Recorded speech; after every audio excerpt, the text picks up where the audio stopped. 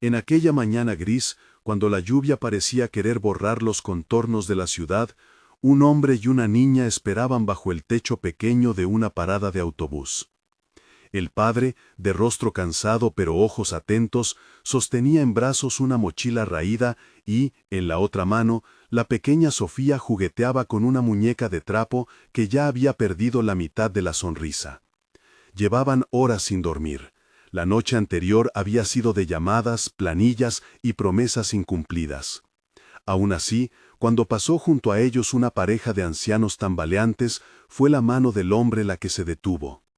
El anciano estaba en silencio, la mirada perdida como si buscaba algo que no encontraba. La mujer, cuyos cabellos grises formaban un halo desordenado, intentaba ordenar su bolso con movimientos lentos y desconcertados. Nadie más en la parada pareciera notarlos. La ciudad se movía como si todos llevaran prisa por olvidar. Daniel, así se llamaba el padre, observó el temblor en las manos del hombre y el brillo húmedo en los ojos de la mujer, y sintió de pronto un peso que le apretaba el pecho. No tenía mucho. Su salario como auxiliar en un taller llegaba justo para la renta, la leche y algo de pan. La muñeca de Sofía había sido un regalo de la abuela, y la chaqueta que llevaba era la misma con la que había soportado otros inviernos. Aún así, cuando el anciano le preguntó con voz quebrada si podía sentarse a su lado, Daniel no dudó.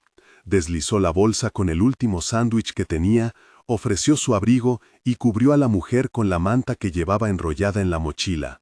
Fue un gesto breve, sencillo, hecho sin planearse. Un acto que, en su humildad, llevaba la fuerza de una declaración. Aquí estamos, no los dejaremos solos.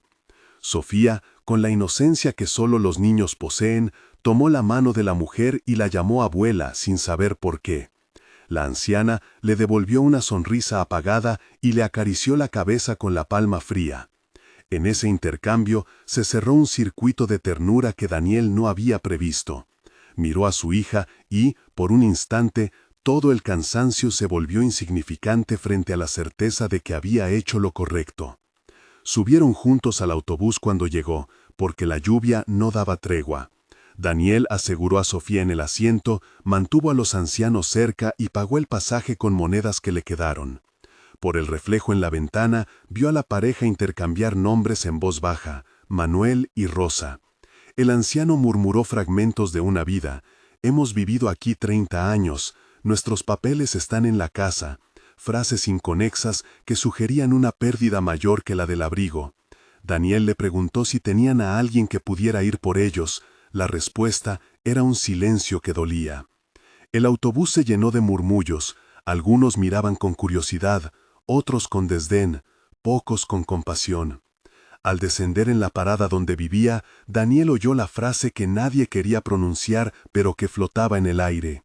¿Y si son víctimas de algún engaño? ¿Quién los abandona así? No había tiempo para preguntas largas. Decidió llevarlos a su pequeño departamento mientras averiguaba qué hacer. Su escasez económica chocaba con una riqueza mayor, la certeza de que, si no hacía nada, la pareja terminaría en la calle. Caminaron despacio, Manuel apoyándose en el brazo firme de Daniel, Rosa sujetando la mano de Sofía como si fuese un faro. El vecindario, una hilera de edificios bajos, tiendas de barrio y algún gato que se asomaba, guardó silencio cuando los vieron pasar. Al llegar, doña Celia, la vecina de la esquina, apareció con un paraguas roto en la mano y los ojos llenos de reproche y cariño. «¿Qué haces trayendo gente a esta hora?», dijo con voz áspera. Pero cuando Daniel explicó, su dureza se transformó en aceptación. Dejó listo un mate caliente y ofreció una cobija. Dentro, el espacio era pequeño pero ordenado. Sofía dejó la muñeca en la mesa y en el acto más natural del mundo le ofreció otra porción de sándwich a Rosa. Manuel, sin poder sostenerse en pie mucho tiempo, se sentó en el sillón y miró las paredes con una expresión que mezclaba alivio y desorientación. Daniel les preparó un lugar, les habló con paciencia, les dio agua y trató de recordar el teléfono de algún familiar. Las palabras que consiguió eran vagas, hasta que Rosa mencionó el nombre Rodrigo, con una voz que llevaba culpa más que identificación. Daniel guardó el nombre en la memoria como quien anota una pista en la arena antes de que la marea la borre. La mañana avanzaba y la lluvia no aflojaba. Fue entonces cuando sonó el timbre del edificio con la brusquedad de una noticia. A la puerta se presentaron 2 agentes municipales que venían a preguntar por un llamado recibido en la comisaría. Un vecino anónimo había denunciado un supuesto secuestro en la parada de autobús. Las manos de Daniel se tensaron, su pecho restalló. Él no había hecho nada ilegal, solo había actuado por misericordia, pero la mirada de los policías estaba cargada de duda. En una ciudad donde los fraudes y las falsificaciones eran moneda corriente, la palabra secuestro pesaba mucho. El conductor del autobús había descrito a un hombre que se llevaba a 2 ancianos en contra de su voluntad. Las cámaras no mostraban mucho y la descripción coincidía con Daniel. La versión anónima, por su vaguedad, resultaba en un punto a favor de la sospecha. Los agentes pidieron documentación y ante la imposibilidad de que Manuel y Rosa identificaran con nitidez a Daniel como su hijo o cuidador, la confusión y los vacíos de memoria interferían con cualquier relato coherente, decidieron llevar al hombre a la estación para un interrogatorio. Sofía no podía entrar a la comisaría, así que quedó bajo el cuidado improvisado de doña Celia, que se negó rotundamente a separarla del padre. La noche que siguió al interrogatorio fue larga. En la sala fría de la estación, Daniel respondió a preguntas que iba creando sobre la marcha. Explicó sus circunstancias, habló del sándwich, de cómo había sentido piedad y no pudo dejar a la pareja sola en la lluvia. Cuando pidió que Someone verificara la historia en el barrio, los oficiales llamaron a vecinos. El dueño de la tienda, don Ernesto, confirmó que Daniel trabajaba y que lo había visto ayudar antes, pero los testimonios no bastaron para despejar sospechas. En algún punto, el hecho de que Manuel y Rosa no recordaran claramente nada jugó en su contra. Las lagunas de la memoria se convirtieron en un vacío que la ley no supo llenar al instante. En la comisaría, escuchó por primera vez el nombre de Rodrigo, como si fuese una pieza de un rompecabezas que aún no se armaba. Alguien en el sistema señaló transferencias bancarias extrañas en las cuentas a nombre de Manuel y Rosa. Movimientos atípicos, dijo el agente que llevaba el caso, con la seriedad de quien sabe que las manos que mueven dinero sucio no se detienen con facilidad. Daniel oyó su propio nombre mezclarse con el de Rodrigo, y la sensación fue la de estar en una sala donde las paredes se cerraban lentamente. Fueron necesarias varias horas, llamadas a la trabajadora social de la zona, la doctora Verónica, y la intervención de una abogada que la vecindad conocía por su fama de incansable, Mariana. Ella llegó a la comisaría con el rostro decidido, la carpeta llena de papeles y la manera de quien sabe que, a menudo, la justicia se hace con paciencia y coraje a partes iguales. Mariana escuchó la versión de Daniel, entrevistó a los ancianos en el área destinada a asistencias y con una habilidad que mezclaba experiencia y ternura, pidió la suspensión temporal de cualquier acción en contra de Daniel hasta que se pudiera comprobar la veracidad de los hechos. Su voz tenía la firmeza de quien valora la presunción de inocencia, pero también la urgencia de proteger a quienes no pueden defenderse. La doctora Verónica, asistente social, evaluó a Manuel y a Rosa, notó signos que le resultaron familiares, desorientación, lagunas memóricas, pequeñas marcas de descuido en su piel que no eran producto de un solo día en la intemperie. Posible demencia senil, murmuró en voz baja. Sus palabras no eran un diagnóstico oficial, pero eran suficientes para que cambiasen la percepción. Aquello no parecía un secuestro común. Había indicios de abandono y de manipulación económica. Mariana tomó nota de todo y pidió que se iniciara un trámite de protección temporal, una medida que garantizara atención médica y cierta estabilidad mientras se aclaraban las transferencias bancarias. El grupo que se fue formando alrededor de la pareja fue pequeño pero sólido. Estaba Daniel, con su cansancio convertido en determinación, Sofía, que no soltaba la mano de Rosa, doña Celia, con su mate que compartía en silencio, don Ernesto, que ofreció trabajo eventual a Daniel para cubrir gastos, Mariana, la abogada, y la doctora Verónica, la voz del sistema social. Cada uno aportó algo, una palabra, un gesto, una oferta. En medio de ese entramado de humanidad, la ciudad dejó de ser indiferente por un instante. Mientras tanto, en los registros bancarios aparecieron patrones que no podían ignorarse. Había transferencias a cuentas de terceros, retiros en efectivo de montos significativos en fechas cercanas a la desaparición de la pareja de su domicilio. El análisis preliminar indicó algo concreto. Las firmas que figuraban en los formularios no coincidían plenamente con las que había en documentos anteriores. Las alarmas se activaron. Alguien había aprovechado la confusión de Manuel y Rosa para vaciar sus recursos.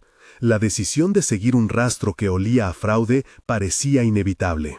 Mariana, con la mezcla de cautela que exige cualquier caso legal y la urgencia de quien trabaja con personas vulnerables, consiguió que el banco congelara temporalmente las cuentas mientras se realizaba una pericia caligráfica. No es algo que se resuelva con rapidez, dijo a Daniel esa misma tarde, pero hay indicios suficientes para avanzar. Necesitaremos los documentos originales y, si existen, testigos que corroboren la relación entre Rodrigo y las cuentas. Su mirada recorrió a Manuel y a Rosa, y Daniel, con la voz grave, repitió el nombre que ahora se había vuelto clave: Rodrigo. En el transcurso de los días siguientes fueron cayendo piezas que empezaban a dibujar una verdad menos simple. Un vecino recordó haber visto a un joven que atendía a la pareja en ocasiones, un hombre que llevaba paquetes y al que llamaban Rodri. Un empleado del banco, después de varios permisos administrativos y con la discreción que exige el oficio, confirmó movimientos hacia un número de cuenta que, a su vez, había sido sujetado por transferencias hacia lugares difíciles de rastrear. Había una estructura que funcionaba con frialdad: aislamiento, acceso a documentación, manipulación y vaciado. Rodrigo, se supuso, había pavimentado su camino con la vulnerabilidad de sus padres. Pero las cosas nunca transcurren sin fricción. No mucho después de que los vecinos empezaron a hablar, llegaron las llamadas anónimas, mensajes cortos: dejen de mirar, aléjense. Un día, cuando Daniel volvió de hacer gestiones en la delegación con la esperanza de aportar un papel crucial, encontró un aviso pegado en la puerta de su edificio: cuida lo que tocas.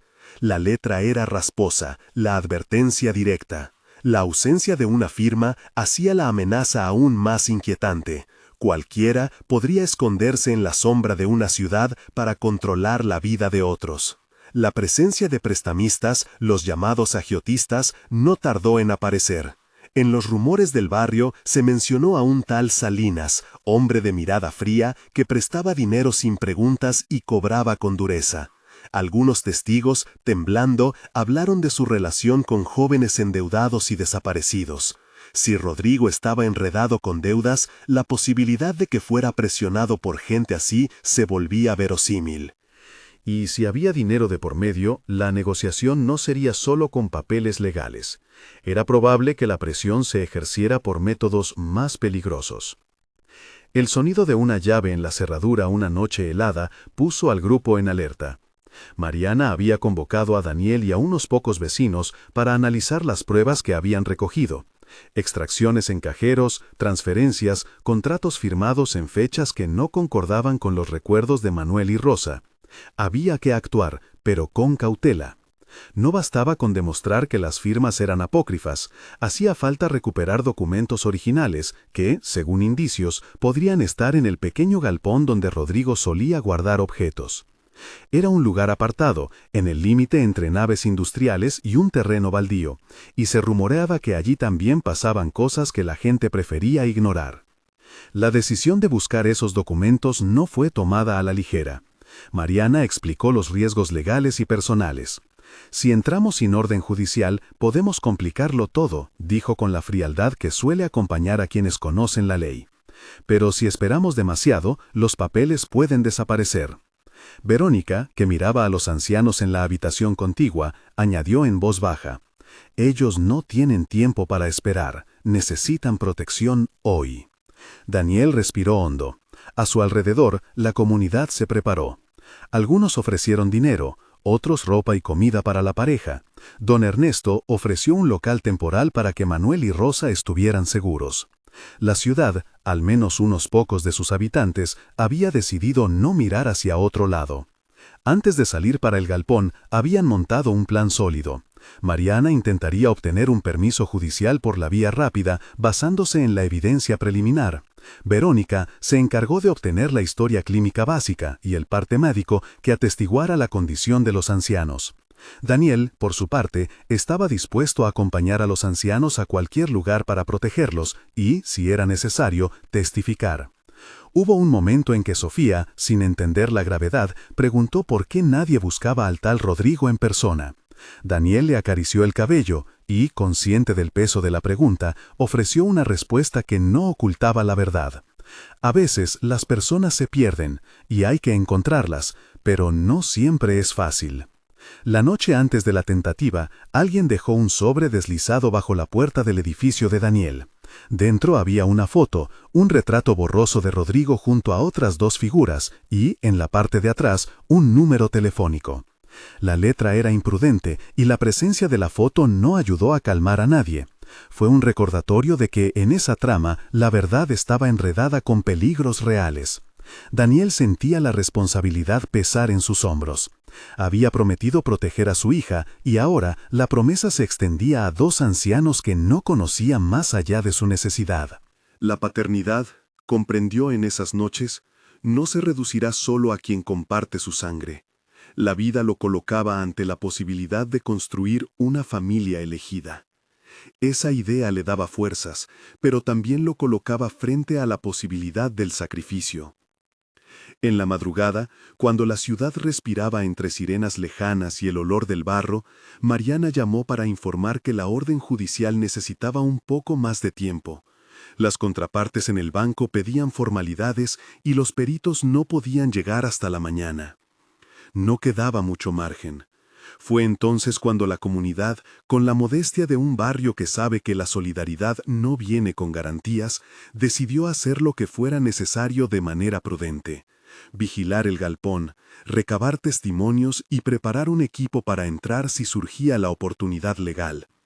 Nadie quería tomar riesgos innecesarios, pero la vida de dos personas vulnerables no parecía un asunto para la espera burocrática.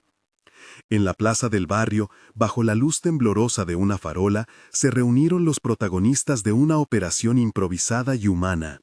Estaban Daniel y Sofía, Mariana, con la carpeta, Verónica, con informes médicos, Vicente, un herrero que sabía moverse en la noche, doña Celia, que ofrecía dirección y fuerza moral, y don Ernesto, dispuesto a prestar el local como refugio.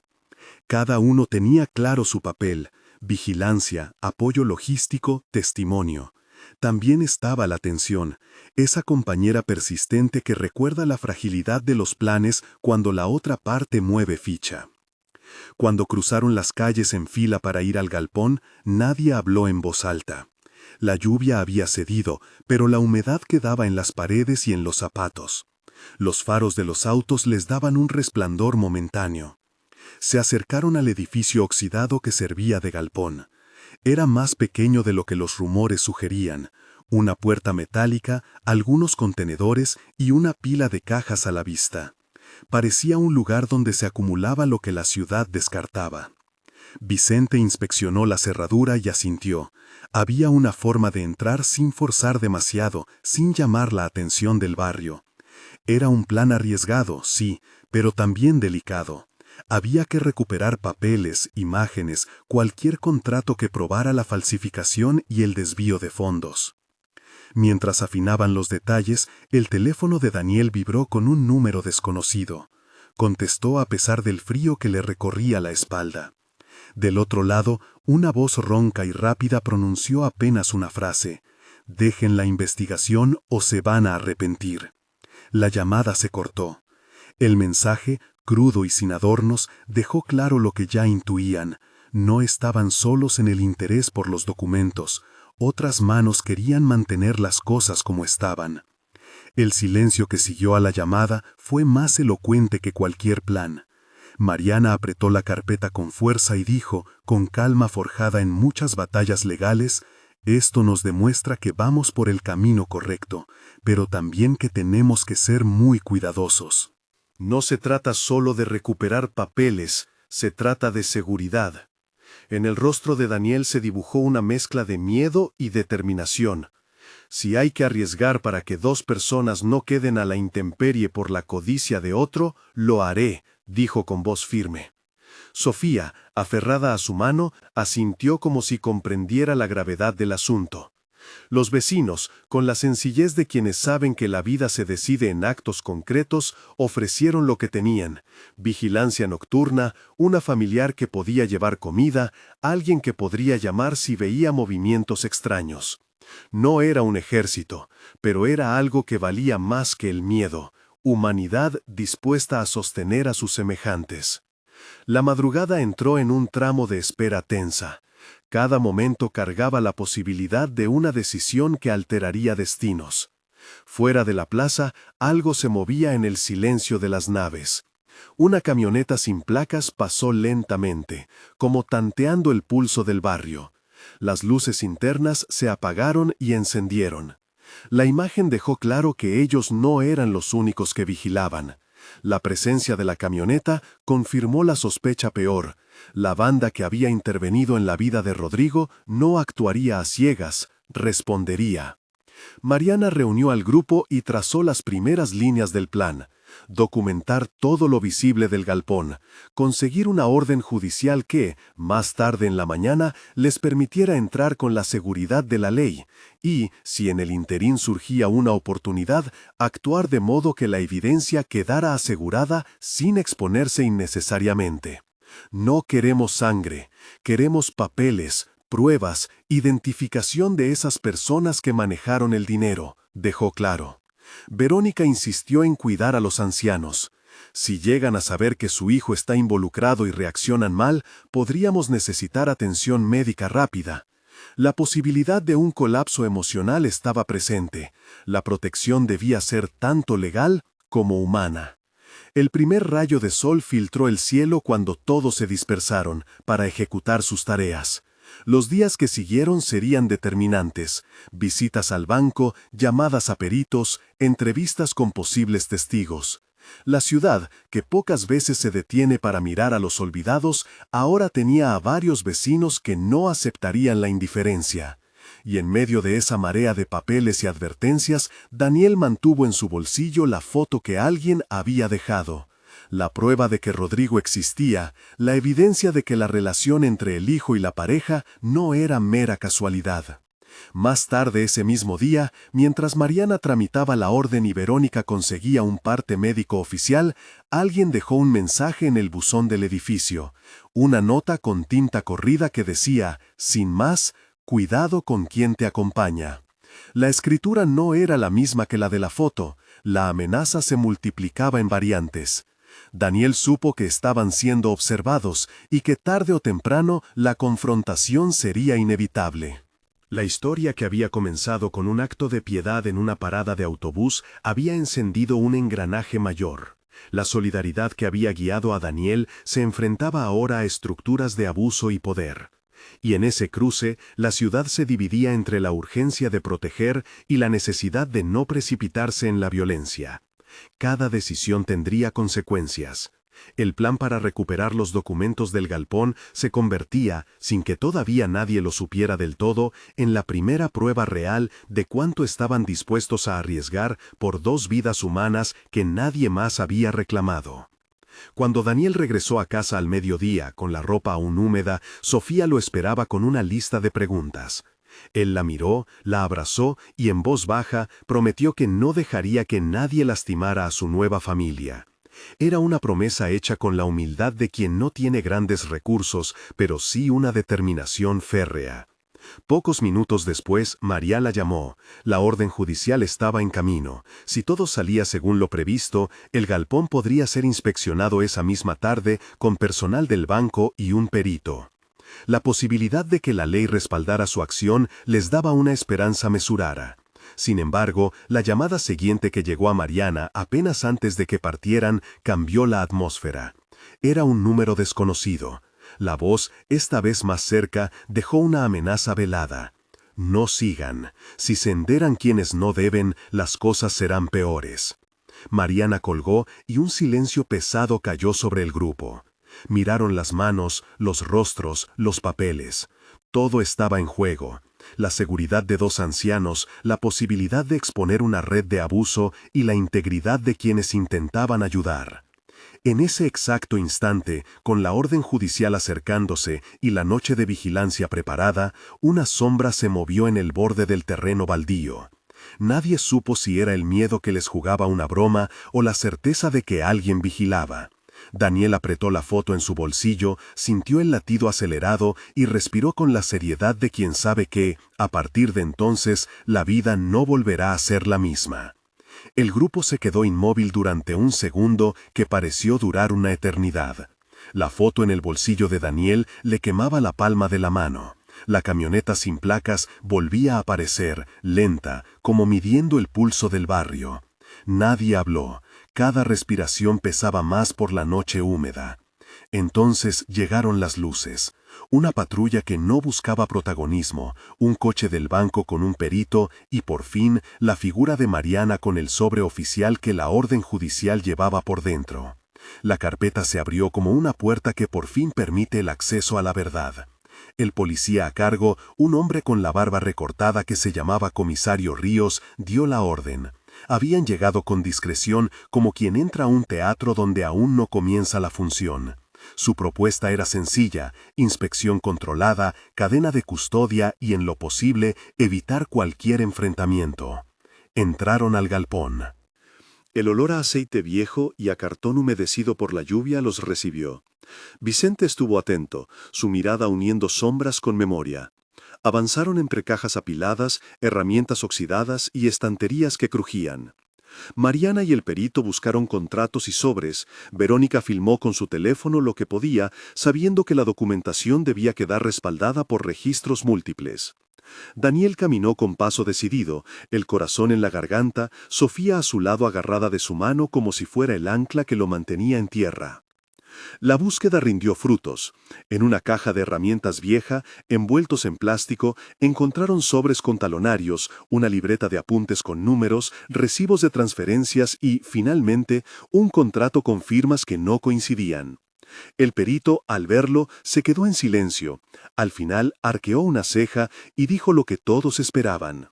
Esto para un peritaje sería suficiente, pero si logramos identificar quiénes habían manipulado estos papeles, podemos cerrar el círculo.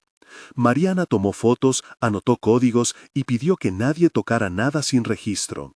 La sensación general fue de alivio. La prueba material ya no era solo un rumor. Entonces un ruido agudo rompió la tensión. La puerta trasera del galpón se cerró con un golpe que resonó como una advertencia.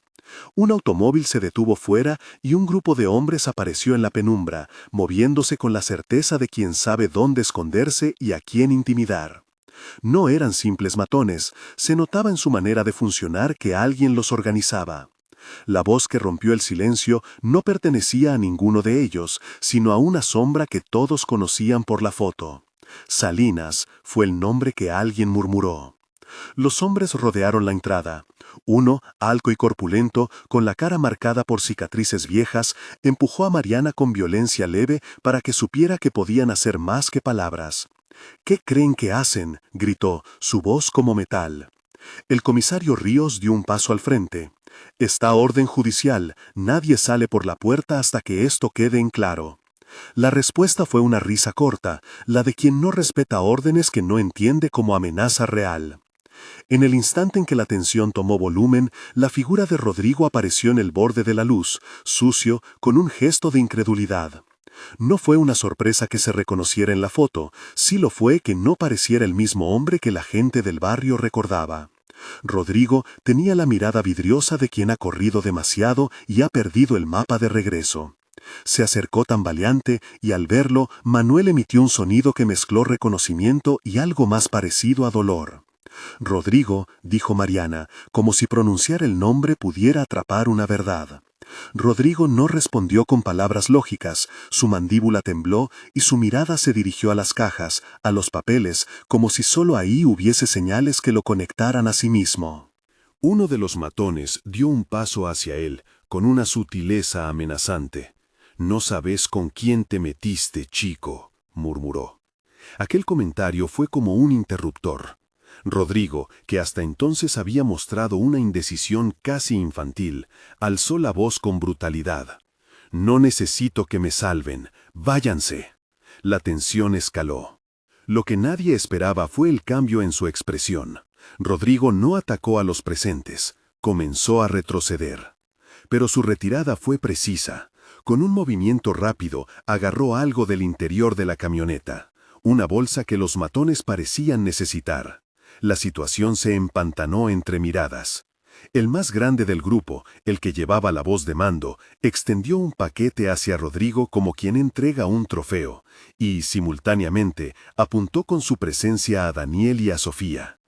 «Ese chico les pertenece a otros asuntos», dijo. «Ustedes se metieron donde no deben».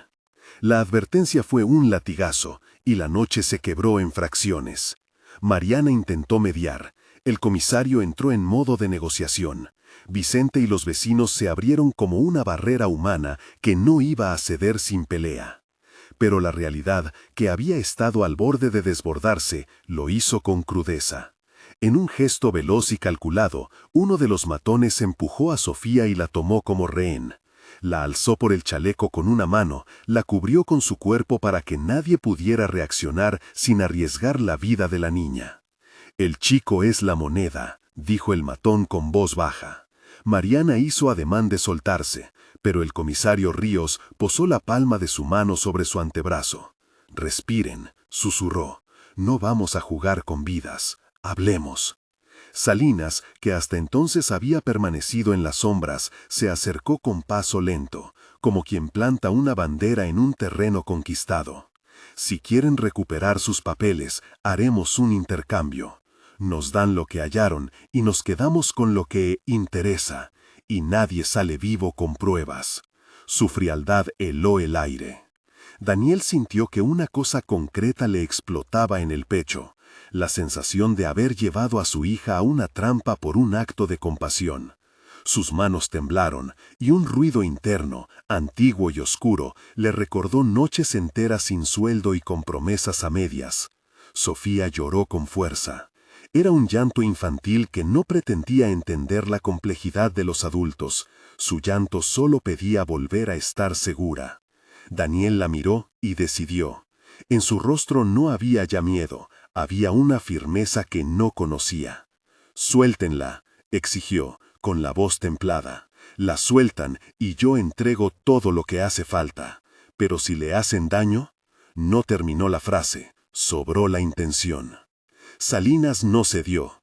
Ordenó a uno de sus hombres que sacase a Rodrigo de la escena, llevándolo con insultos y codazos. Rodrigo caminó sin mirar atrás, con la cima de culpa en el rostro. A medida que lo alejaban, lanzó una mirada a Manuel. Ese solo intercambio fue un disparo que le sacudió las entrañas a Daniel. Ver a un hijo hacer daño a sus padres por dinero era una escena que ninguna ley describe fácil. El comisario, sin perder la compostura, propuso un plan nimio. «Ustedes nos devuelven el material, nosotros les garantizamos una salida. Nadie sale aquí sin ser identificado». Salinas pensó, midió ganancias y riesgos y finalmente dio su visto bueno en un gesto que parecía más de cinismo que de estrategia. El intercambio se hizo bajo la lluvia pequeña que volvía a caer, como si la noche quisiera lavar lo que acababa de suceder. Mariana, con manos hábiles, tomó los sobres y los entregó a la persona designada. Verónica, con la calma que da el miedo bien controlado, filmó cada paso. Daniel, por su parte, sostuvo a Sofía como si fuera el centro de su mundo, y cuando los papeles estuvieron fuera de su alcance, sintió un vacío. Los hombres de Salinas desaparecieron con las evidencias. La camioneta sin placas arrancó y se perdió entre calles y sombras. Lo que siguió fue confusión y un dolor que se clavaba más allá de la piel. En el traslado de vuelta al local de la comunidad hubo llanto, reproches mudos y promesas que nadie podía garantizar. El comisario Ríos juró que seguirían a la pista de la camioneta y que no dejarían que el caso quedase en nada. Sin embargo, el sabor de la impotencia no desapareció. Daniel no hablaba. Caminó con pasos lentos, como si cada uno costara. A la mañana siguiente, cuando todavía se sentía el desasosiego de la noche anterior, Mariana recibió una llamada que paralizó a todos. Sofía no había regresado con la patrulla que la custodiaba. Alguien en el trajín del intercambio había hecho lo imposible o lo inevitable y había tomado a la niña. La noticia fue una cuchillada. Doña Celia se arrodilló. Vicente golpeó una pared con las palmas de las manos. La policía que quedaba disponible hizo una primera revisión y anunció lo peor. La banda se había llevado a Sofía como garantía. Habían dejado a Daniel con la sensación de vacío y a Manuel con un gesto de desesperación que parecía romperlo. La búsqueda se convirtió en todo. Mariana, con la legalidad en un lado de la balanza y la necesidad humana en el otro, decidió movilizar recursos. Pidió a la comisaría apoyo tecnológico, rastreo de llamadas, revisión de cámaras de seguridad, interfaces con el banco para detectar transferencias con las que los delincuentes siguieran lucrando. Verónica coordinó una línea telefónica para familiares. Don Ernesto ofreció su local como centro de operaciones. La noticia se esparció en los barrios. Se llevaron a la nena. La ciudad que antes pareció indiferente comenzó a hervir en preocupaciones. Agrupaciones vecinales ofrecieron cualquier dato. Algunos, desde el miedo, guardaron silencio. La primera pista fue una llamada anónima que llegó a la comisaría. Un número viejo y distorsionado que dejó una indicación incompleta, un nombre de barrio y la referencia a una nave industrial en las afueras. Ríos envió una avanzada. Daniel pidió encarecidamente ser parte. Lo dejaron. Llevaba una campera vieja, una mirada descompuesta por el cansancio, pero con una energía que no daba respiro. Acompañados por 2 patrullas y 3 oficiales de civil, el grupo fue hacia la dirección indicada en la llamada. Encontraron un galpón similar al que habían inspeccionado antes, pero más grande, con una puerta metálica cerrada. Había cajas apiladas, un olor a tabaco duro y restos de comida. Un guardia, al verlos, soltó un grito y salió corriendo. Alguien desde adentro abrió una puerta lateral. El equipo entró con cautela. Y entonces lo vieron. Sofía, sentada en el suelo, con la mirada perdida entre miedo y sorpresa, y cerca de ella uno de los matones que antes la había tomado como escudo, dormitando con la cabeza caída. La escena era al mismo tiempo esperanzadora y terrible. La niña estaba viva, pero su realidad había sido quebrada. La reacción fue instantánea. Daniel corrió a abrazarla con la violencia de quien recupera algo que creía perdido para siempre. Sofía gritó y se aferró a su padre. La policía detuvo al hombre dormido sin necesidad de mucha fuerza. La operación fue impecable, producto de la decisión de quienes no habían esperado. Aún así, en el interior del galpón algo se movía con rapidez. Salinas, que no había participado directamente en la trampa, apareció en la puerta con 3 acompañantes. No parecía dispuesto a perder dinero ni cara. Esta vez no hubo intercambio. Salinas arrojó una granada de humo al suelo, no para matar sino para generar caos. Con ese velo, los suyos se mezclaron entre cajas y herramientas. La policía respondió con precisión, pero en el forcejeo alguien disparó. Un ruido seco, 2 carreras. Daniel se interpuso entre Sofía y la trayectoria del proyectil. No se sabe aún cómo, algunos dirían que fue instinto, otros amor puro. El disparo rozó su costado y lo hizo caer. La sangre no brotó bajo la descripción que contaríamos en detalle. Hubo un golpe, un ardor, una sensación de vacío. El mundo se volvió una escena en cámara lenta. Los oficiales actuaron. 2 de los hombres de Salinas cayeron reducidos, uno fue detenido y otro herido en la pierna. En el fragor, Rodrigo reapareció, pero esta vez no para pelear. Se arrodilló junto a Daniel, con las manos alzadas. Había algo en su rostro que gritaba un arrepentimiento tan grande como su desgracia. «Lo siento», murmuró hacia Manuel, que llegó jadeando a la escena. «No sabía, me metí en cosas que me superaron». No eran excusas, tampoco culpas que se borran. Eran palabras humanas que se mezclaban con el ruido de sirenas que se acercaban. La ambulancia tardó minutos que parecieron horas. Daniel, malherido, vio cómo Sofía se pegaba a su cara, besando su mejilla con una inocencia que le dolió de otra forma. «Papá», dijo ella, sin entender las complejidades de la noche, pero entendiendo la única verdad que le importaba: su padre la había salvado. La acción de protección se convirtió en prueba y en símbolo. Al llegar al hospital, la atención fue inmediata. El diagnóstico no fue devastador: herida por proyectil de entrada superficial, contusión en costillas, pérdida momentánea de aire. Lo importante era salir de la escena con vida y con posibilidades de recuperación. Sofía, tras la revisión, fue alojada con doña Celia en la sala de guardia, envuelta en mantas, llorosa pero intacta. En la comisaría, la investigación siguió su curso. La pericia sobre los documentos recuperados en el primer galpón era ahora más urgente. Mariana logró bloquear cuentas que habían sido usadas por la banda y consiguió, con su habilidad legal, que varios hombres fueran detenidos por asociación ilícita y por intervención en las estafas. El arresto de Salinas tomó un poco más. Era un pez grande y tenía redes. Pero las que lograron caer fueron piezas importantes: 2 cómplices, un testaferro que aparecía como beneficiario de transferencias y el guardia del segundo galpón. El trabajo conjunto entre la abogada, la trabajadora social y la policía permitió que las pruebas se consolidaran. La prensa local recogió la historia, aunque con la discreción que impone la protección de menores. El nombre de Sofía se mantuvo fuera de primera plana por decisión de Mariana. Rodrigo fue detenido en el mismo operativo, pero no fue llevado al calabozo ni tratado con dureza sin antes ser entrevistado por la trabajadora social y por un fiscal. Lo que salió de esa conversación fue más cercano a una confesión desgarrada. Había ido cayendo en la adicción a juegos y deudas, había terminado usando los documentos de sus padres como avales, había simulado firmas, había pedido préstamos y cuando los cobros se volvieron amenazas, se dejó envolver por gente que le prometió una salida rápida. Su testimonio fue la llave para conectar varios movimientos. No era una absolución, pero permitió que la fiscalía trazara la ruta de los fondos. En el hospital, mientras Daniel desandraba miedo y alivio, una movilización sencilla comenzó a gestarse. Los vecinos organizaron una colecta, una vaquita, como se dice en la calle, para ayudar con gastos médicos y para sostener a Manuel y Rosa, que necesitaron revisiones y medicación.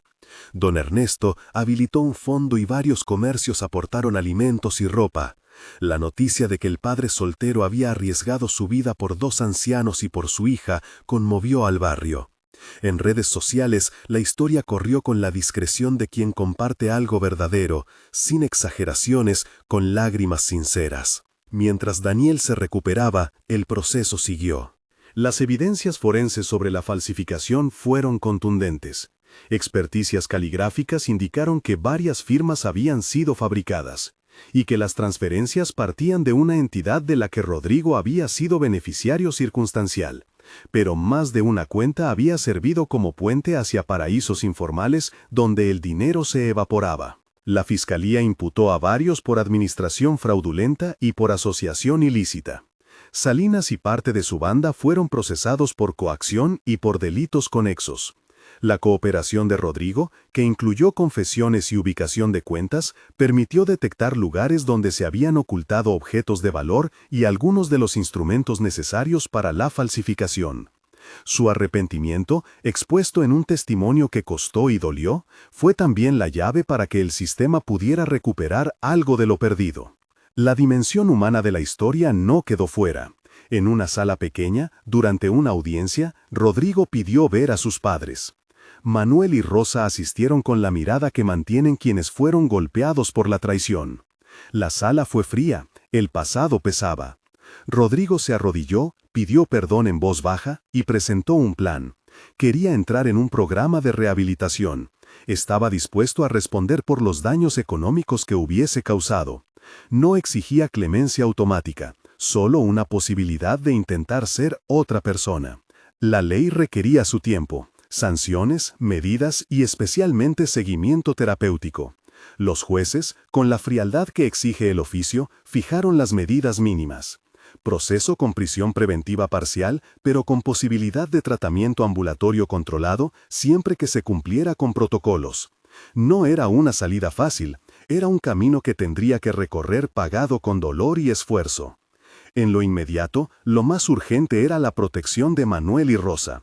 La tutela temporal que había solicitado Mariana se volvió formal, y la justicia dictó medidas de protección: atención domiciliaria, asignación de una cuenta con acceso vigilado y la prohibición de acercamiento de personajes catalogados como agresores.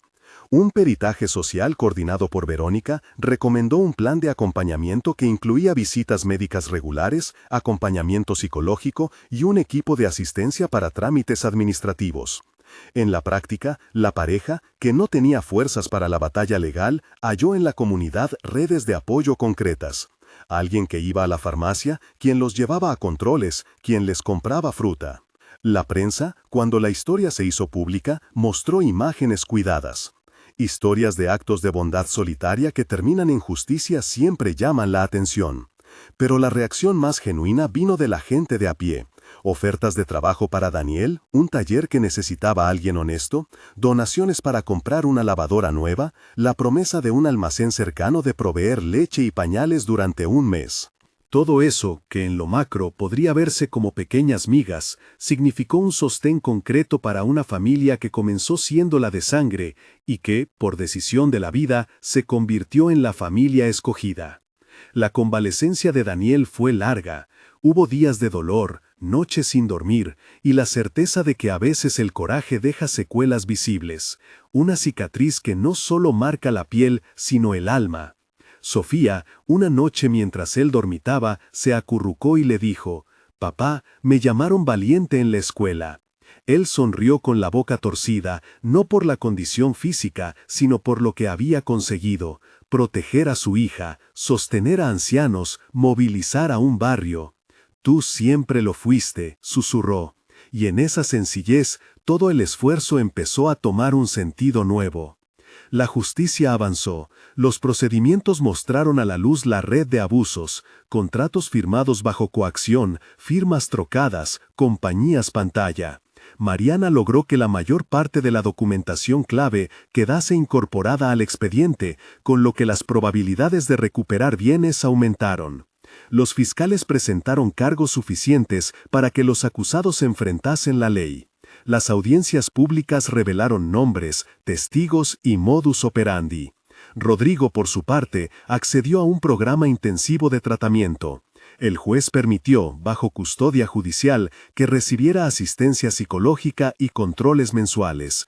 No se trató de indulgencia, sino de una decisión basada en la posibilidad real de rehabilitación, algo que la ley contempla cuando hay voluntad y programas serios. La comunidad no perdió tiempo. Hubo jornadas de apoyo a los ancianos, talleres para enseñar a las personas mayores a vigilar documentos y servicios legales pro bono ofrecidos por un grupo de abogados voluntarios. También se creó una red de protección vecinal que coordinó a quienes podían alertar si veían movimientos sospechosos. Daniel, aún con la herida fresca, empezó a colaborar en esas iniciativas. Hablaba en reuniones, contaba su experiencia sin heroísmos, con honestidad y con un llamado a la responsabilidad social. «No podemos dejar que los nuestros se vuelvan moneda de cambio», decía. Sus palabras calaron. Con el tiempo, y tras trámites que exigieron paciencia y constancia, la Fiscalía consiguió bloquear y recuperar parte de los fondos. No todo volvió, pero sí lo suficiente para que Manuel y Rosa pudieran vivir con cierta dignidad. Además, la comunidad logró juntar dinero para un proyecto mayor: comprar y reparar una casa modesta donde los cuatro, Daniel, Sofía, Manuel y Rosa, pudieran vivir juntos si lo deseaban. No fue una adopción formal de inmediato, fue, ante todo, una propuesta de familia elegida, una oferta de techo y compañía. Manuel y Rosa aceptaron. Dijeron que no buscaban sustituir nada ni borrar culpas, pero sí querían un lugar seguro. La idea de una casa compartida les pareció una tregua de la soledad. La compra de la casa fue una escena de esas que valen más por el cuidado que por la pompa. Don Ernesto organizó una colecta, Vicente reparó el techo, y doña Celia se encargó de la cocina comunal. Algunos comercios hicieron descuentos. Un contratista joven ofreció mano de obra gratis. En la inauguración, que fue sobria y llena de abrazos, Daniel firmó un documento simbólico junto a Manuel y Rosa. No era una adopción legal, sino un pacto de convivencia y cuidado mutuo. La comunidad celebró con una cena bajo un toldo, con música humilde y risas contenidas.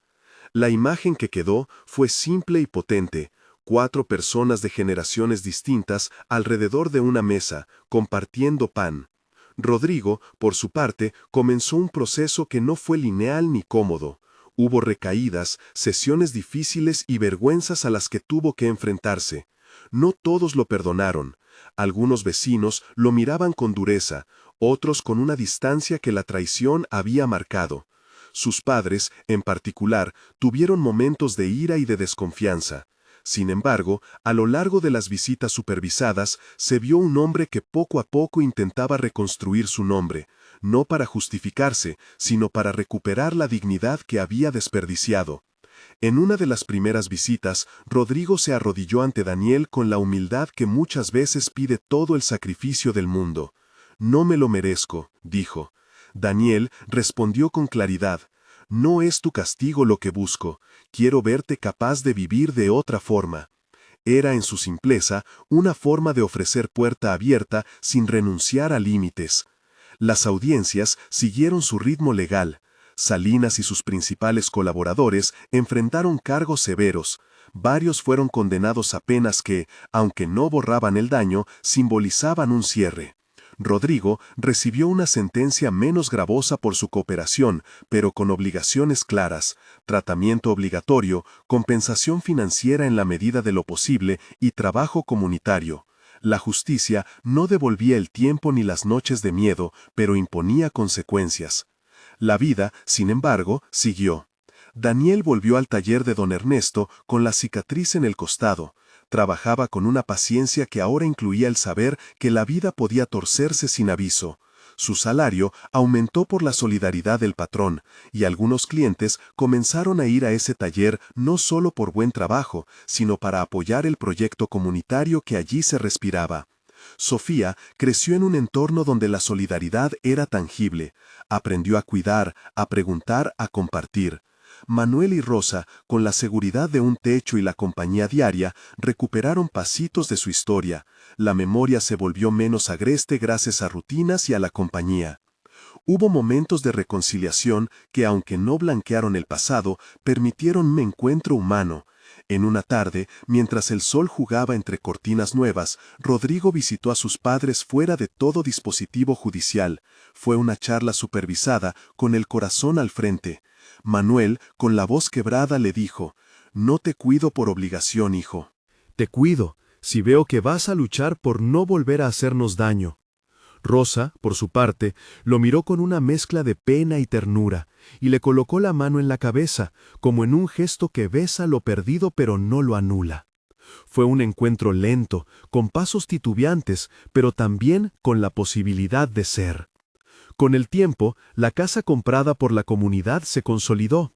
Se formó una red de permisos, se inscribieron en programas sociales que ofrecían asesoramiento y se impulsó un pequeño emprendimiento. Don Ernesto abrió una pequeña línea de ayuda, trabajos para reinserción laboral, donde Daniel se encargó de la supervisión. Vicente enseñaba oficios y Mariana organizaba charlas legales gratuitas para mayores. Lo que en un primer momento fue rescate, se convirtió en un proyecto de vida. La familia elegida se fue cimentando en actos cotidianos, comidas compartidas, control de medicamentos y visitas al médico. En una mañana de otoño, la municipalidad organizó una ceremonia donde se reconoció públicamente el acto de valentía de Daniel sin ponerlo en un pedestal. El alcalde, con tono prudente, habló de comunidad y de responsabilidad. Mariana pronunció palabras mesuradas sobre la justicia. Verónica destacó el valor del acompañamiento social. Lo más emotivo fue un momento sencillo. Manuel, con voz temblorosa, tomó la palabra. No habló largo. Dijo: «Este hombre nos salvó de la soledad. Yo no sé cómo agradecer. Solo sé que ahora podemos dormir tranquilos». Fue un aplauso sin estridencias. Hubo lágrimas y sonrisas mezcladas. La vida continuó. Sofía siguió creciendo con la seguridad de un hogar que ahora era amplio en afecto. Daniel, con la recuperación física completa, recibió una oferta de trabajo más estable, un taller grande que necesitaba un jefe de turno y que valoró su integridad. Aceptó con ganas. No fue el resultado de un premio, sino de la confianza que había generado con su actitud. El barrio, que tantas veces había mirado para otro lado, ahora celebraba pequeñas victorias. Clases de alfabetización para mayores, un banco de alimentos y el proyecto de un refugio temporario para ancianos que estuvieran en riesgo de maltrato. En uno de los domingos más luminosos, la familia celebró una pequeña ceremonia en la casa. No una adopción legal, eso requería trámites largos, sino una firma simbólica donde Daniel, Manuel y Rosa declararon su voluntad de cuidarse mutuamente. Había lentes de emoción y Sofía, con una flor en la mano, jugó a ser la testigo. Los vecinos trajeron comida y la fiesta fue simple: canciones, platos compartidos, manos que trabajaron para que la casa fuera habitable. El gesto tuvo fuerza por su humildad. No se trataba de un acto jurídico, sino de una decisión humana tomada ante la comunidad. Los meses que siguieron fueron de reconstrucción y de conciencia. Rodrigo, en terapia, dio pasos difíciles, trabajos comunitarios, sesiones de grupo y encuentros con un equipo que no lo justificaba ni lo abandonaba. A veces flaqueó, otras se sostuvo. En una visita supervisada, le entregó a su madre un pañuelo. «Para las noches que no entiendo», dijo. Ella lo abrazó y una calma improbable se posó en la estancia. No se trató de un final feliz sin complejidades. Fue, más bien, la prueba de que la reparación requiere tiempo y trabajo. La historia, en su cierre más íntimo, vuelve al instante en que alguien tomó una decisión por compasión en una parada de autobús. Daniel, sentado en la vereda frente a la casa, miró a Sofía jugar en la puerta con Rosa y Manuel charlando en la cocina. Pensó en las noches sin dormir, en el disparo que tocó su costado y en la cadena de favores que se tejió desde aquel primer gesto. No había grandezas, había una acumulación de actos humildes que cambiaron destinos. Supo que el mundo no se arregla con milagros, sino con gente dispuesta a moverse, a correr riesgos y a sostenerse en comunidad. Cierta vez, al atardecer, mientras la casa se teñía de dorado, Daniel tomó la mano de Sofía y le dijo: «Nunca creas que tus pequeñas cosas no cuentan. Ese sándwich, esa manta, todo, a veces, es el principio de algo grande». Ella lo miró con la certeza que solo un niño tiene y respondió con una sonrisa sin medidas. En ese rostro encontró el valor de su decisión. La ciudad aprendió algo también: que la vulnerabilidad de los ancianos no puede ser moneda de tratamiento, y que la paternidad se ejerce con actos, no con discursos. La justicia cumplió su parte en la medida de lo posible, la comunidad la suya, y la persona que una vez fue un extraño se transformó en familia por elección. Si te conmovió esta historia y te hizo pensar en cómo un gesto pequeño puede transformar vidas, ayuda a que llegue a más personas, comparte este relato y suscríbete para escuchar otras historias que inspiran. Dinos en los comentarios desde qué ciudad nos ves y cuéntanos, si quieres, cuál fue un gesto simple que cambió tu vida. Gracias por quedarte hasta aquí.